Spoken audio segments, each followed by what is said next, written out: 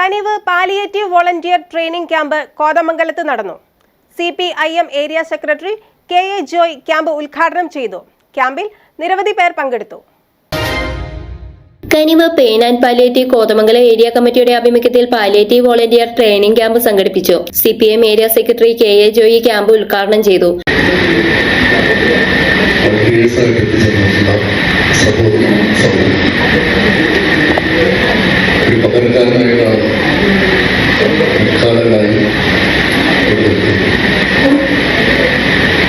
ഈ സംസ്ഥാനത്ത് ലഭിച്ച സൗദയിൽ 2 ദിവസം മുമ്പാണ് ലഭിച്ചത്.